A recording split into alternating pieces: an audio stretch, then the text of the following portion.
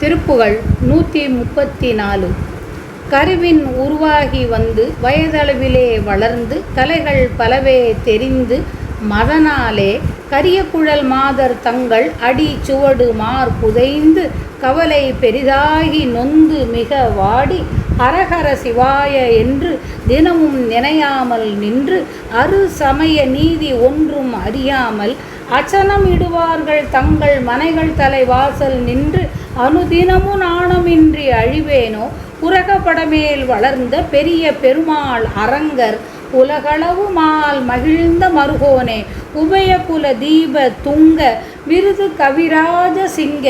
உரை புகலியூரில் அன்று வருவோனே பறவைமனை மீதில் அன்று ஒரு பொழுது தூது சென்ற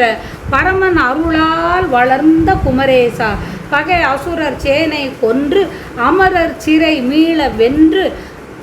பழனிமலை மீதில் நின்ற பெருமாளே அச்சரமிடுவார்கள் தங்கள் மனைகள் தலை வாசல் நின்று அனுதினமும் நாணமின்றி அழிவேனோ பகை அசுரர் சேனை கொன்று அமரர் சிறை மீள வென்று பழனிமலை மீதில் நின்ற பெருமாளே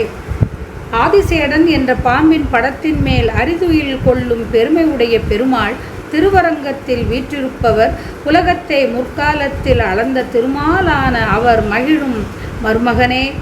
தாய் தந்தை என்ற இரண்டு வழியிலும் வந்த உயர்ந்தவனே வெற்றி கவிசியமே வாழுமிடமாக சீகாழியிலே அன்று ஞான சம்பந்தராய் வந்து தோன்றியவனே திருவாரூரில் பறவை நாச்சியாரின் வீட்டு வாயிலில் அன்று ஒரு நாளில் தூதாய் நடந்த சிவபெருமான் திருவருளால் வளர்ந்த குமரனே பகைவரான சூரபன்னன் முதலான அசுரர் படைகளை கொன்று தேவர்களை அந்த அசுரரின் சிறையினின்று மீளும்படியாய வெற்றி கண்டு வந்து பழனிமலை மீதில் வீற்றிருக்கும் பெருமாளே கர்ப்பத்தில் வடிவாகி குழந்தையாய் பிறந்து வந்து தோன்றி அந்தந்த வயதுக்கு ஏற்றபடி வளர்ந்து கலைகள் பலவற்றையும் கற்று காமனால் கரிய கூந்தலை உடைய மங்கையரின் பாதத்தின் அடையாளம் மார்பில் பதியும்படி அழுந்தி கவலைகள் அதிகமாகி நொந்து மிக்க வாட்டம் அடைந்து ஹரஹர சிவாய என்று நாளும் நினையாது நின்று சைவ வைணவ சாக்த சௌர கணாபத்திய கௌமார என்ற 6 சமயங்களின் உண்மைகள் ஒன்றையும் அறிந்து கொள்ளாமல் உணவை இடுபவரின் வீடுகளின் முன் வாயிலில் நின்று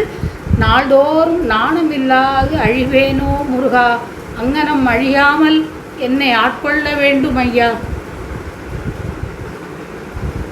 சுந்தரருக்கும் சுந்தர நாயனாரின் மனைவி பறவை அம்மையாருக்கும் ஊடல் ஏற்பட்ட பொழுது சுந்தரர் தனக்காக பறவையாரிடம் தூது போகும்படி இறைவனை வேண்ட